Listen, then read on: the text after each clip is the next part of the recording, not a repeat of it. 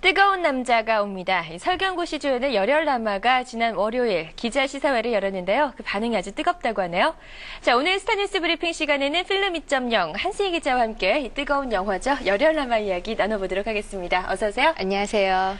자, 설경구 씨는 이 영화 바로 전에 했던 영화가 멜로 영화였어요. 사랑을 놓치다. 예, 송윤아 씨하고 함께 출연했던 그 영화인데 이 영화에서 예전과는 굉장히 다른 이런 설경구 씨의 모습을 볼 수가 있었거든요. 예.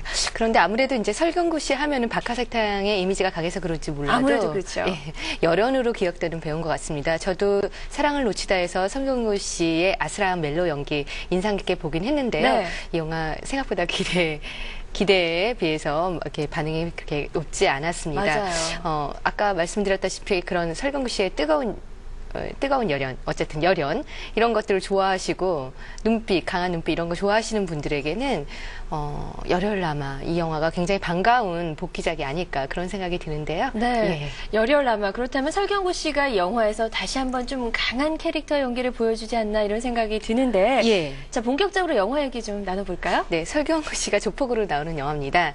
좀 조폭에 많은 캐릭터가 있겠지만, 네. 이 설경구 씨가 연기하는 심재문이라는 역할은, 다혈질도 이런 다혈질이 없다.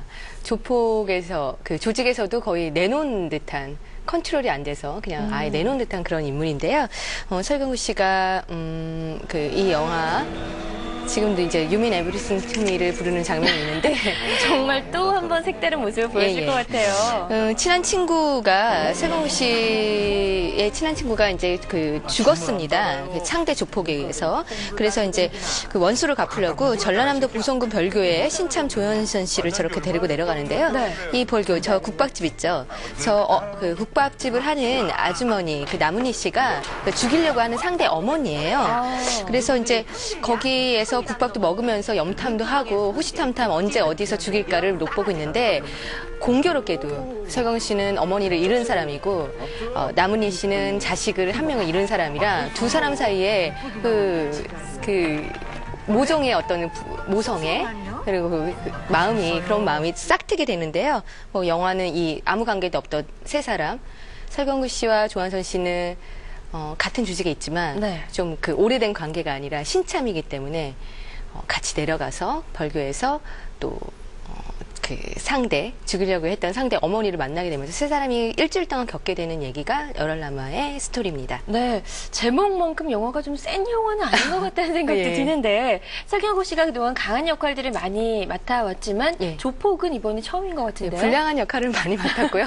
강한 역할도 맡았지만 제가 조사해본 결과 조폭은 처음인 것 같습니다. 전과자는 있어요. 광복절 특사하고 그렇죠. 신미도에서는 전과자로 나왔었고요. 오히려 공공의적 시리즈에서는 조폭을 잡는 형사나 검사 이런 캐릭터로 등장하기도 했었는데 어쨌든 이제 열혈남아가 제목도 좀 그렇고 주인공 직업도 조폭이고 해서 좀 느와르 영화 네. 그리고 이제 조폭 영화로 생각하시는 분들이 많을 텐데 사실은 아까 제가 나문희 씨 소개도 해드렸지만 가족 멜로드라마에 좀 가까운 좀 감동적인 이야기라고 할 수 있습니다. 그래요. 예. 설경구 씨가 조폭을 맡았다고 해서 저는 이 친구와 유호성 씨를 조금 살짝 떠올렸었는데 예. 친구와는 좀 장르가 다른 영화가 될 것 같아요. 예, 친구와는 좀 오히려 친구랑 좀 비슷한 조폭 영화를 언급하자면은 얼마 전에 개봉했던 거룩한 계보 그 영화가 좀 약간 비슷했던 것 같고요. 네. 이 영화는 설경구 씨를 염두에 두고 시나리오를 썼다지만 설경구 씨 외에 다른 배우가 이 영화를 이 연기를 했을 거라고는 도대체 상상이 안 될 정도로 그렇게 설경구 씨한테 딱 밀착되어 있는 영화입니다. 이 영화에서도 조폭의 의리와 배신 이런 거 있고요. 등에 문신이 가득한 남자들도 엄청 많이 나옵니다. 사시미 칼도 있고요. 너무너무 무서워요. 사시미 칼 이만한 게 나오는데.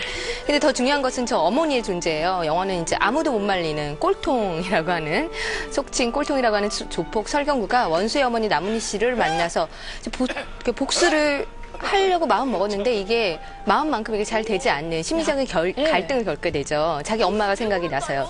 그리고 이제 조한선 씨가 옆에서 하는 말이 조한선 씨의 어머니도 이렇게 병상에 누워 있는데 어떻게 아무리 조폭이지만 그 어머니가 보는 앞에서 칼질을 할 수 있냐. 이번은 참아달라 이런 식으로 얘기를 하니까 모성과 복수심 사이에서 이제 아무도 못 말리는 설경구 씨마저 이렇게 망설이게 되는 거죠. 네, 바로 이 한국의 어머니 남은희 씨가 네. 우리 이제 모두의 좀 네. 안에 갇혀 있는 어머니의 모성애를 자극하는 그런 네. 주인공이 되는 거네요. 네, 맞습니다. 올해 남은희 씨 연세가 65세라고 합니다. 그 정도 되셨어요? 그거라고는 생각 안 했었는데 좀 네. 나이가 꽤 드셨죠. 연기 생활 하신 지 한 40년 정도 되시는데요. 올해 정말 최근 들어서 드라마 영화를 통틀어서 이렇게 맹활약하고 있는 여배우 없을 것 같아요. 열흘남아는 이제 그 설경구 씨의 영화이기도 하면서 남은희 씨의 연기, 그 비중이 굉장히 큽니다. 남은희 씨 영화라고도 할 수 있는데요. 남은희 씨는 뭐 우리가 뭐 한국의 어머니상 그러면은 뭐 김혜자 씨나 고두심 씨 그리고 요즘에는 뭐 김수미 씨도 또 나이 드신 분 중에서는 굉장히 인기를 많이 얻고 있는데 남은 씨만큼 서민적이고 속 깊은 어머니성을 보여주는 연기자는 좀 드물 것 같아요. 남은이 어머니 3부작이라고 아시나요? 남은희 씨가 출연했던 영화들인가요? 그렇죠. 예, 주먹이 온다의 할머니, 그 유승범 씨 할머니였었죠. 그리고 너는 내 운명에서 황정민 씨 어머니, 맞아요. 그리고 네. 열혈남아의 또 여기 그 윤재문 씨라는 분 어머니로 나오는데요. 이것이 남은이 어머니 3부작이라고 합니다. 정말 설경구 씨와 이토록 호흡이 잘 맞는 여배우가 어디 있을까 그런 생각이 드는데 저는 그동안 문소리 씨가 설경구 씨랑 제일 잘어울리는 여배우라고 생각을 했어요. 네. 이 영화를 보고 나니까 설경구 씨와 제일 잘 어울리는 여배우는 남은희 씨. 남은희 씨 같다는 생각이 할 정도로 예. 두 분의 그 정말 너무 수준 높은 연기, 가슴을 울리는 연기가 인상이 깊었습니다. 그래요. 그런데 우리가 너무 설경구 씨하고 남은희 씨 얘기만 한 것 같아요. 네. 이 영화에서 조한선 씨도 출연을 하시잖아요. 네. 그러니까 이 영화가 이렇게 비춰지기로 어쨌든 겉모습으로는 열혈남하고 조한선 씨와 설경구 씨가 조폭으로 나온다 그래서 신고참 조폭이 짝을 이뤄서 이제 콤비 플레이를 벌이는 투탑 영화 이렇게 많이 생각하시는 분들이 있는데요. 솔직히 말해서 조한선 씨 이 영화에서 주인공 아닙니다. 이 말이 조한선 씨가 잘 못했다거나 이런 것은 아니고요. 조한선 씨가 굉장히 연기를 잘해줬습니다. 그러니까 비중이 커서가 아니라 배우로서 정말 새로운 가능성이 보이는데요. 사실 조한선 씨는 늑대의 유혹 출연했었죠. 강동원 씨랑 같이 이렇게 그 주인공 했던 영화입니다. 네. 근데 이 영화가 개봉하고 난 다음에 좀 이런 말씀 드리면 좀 죄송하지만 강동원 씨와는 좀 달리 조한선 씨에게는 영화운이나 뭐 배역이나 뭐 이런 것들이 이렇게 잘 풀리지가 않아서 조한선 씨를 좋아하는 저로서는 좀 안타까운 마음이 있었는데요.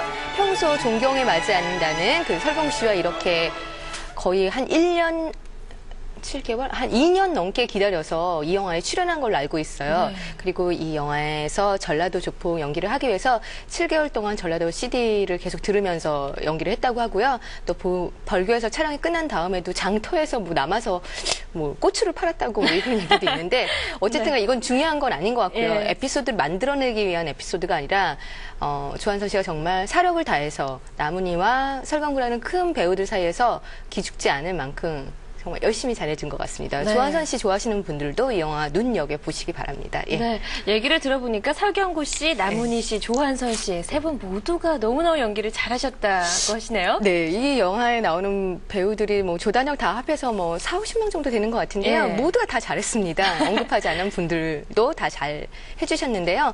다름이 아니라 이 영화 시나리오가 그만큼 좋았던 게 아닐까 그런 생각이 듭니다. 이 영화는 이정범이라는 신인 감독이 각본을 쓰고 그리고 연출을 같이 했는데 정말 올해의 발견이라고 할 만큼 네. 굉장히 노련한 연출력 그리고 또 배우의 연기, 좋은 연기, 감정을 뽑아내는 그런 연출력 때문에 주목을 많이 받을 것 같은데요.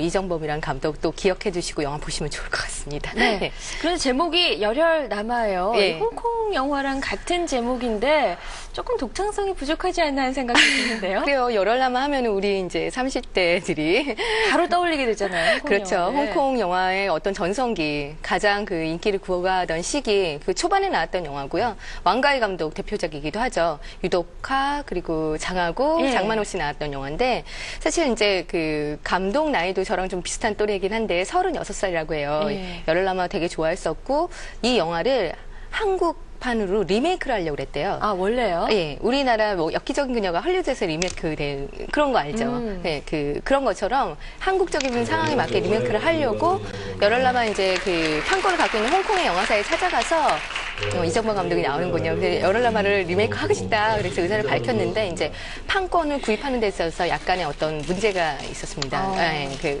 지장이 있었고 그래 그러면 내가 열혈남마를 리메이크 할 수 없다면은 제목은 정말 좋으니까 이 제목은 그대로 가져가되 내가 한번 시나리오를 완전히 다시 새로 써보겠다라고 해서 이 영화를 만들게 됐고요.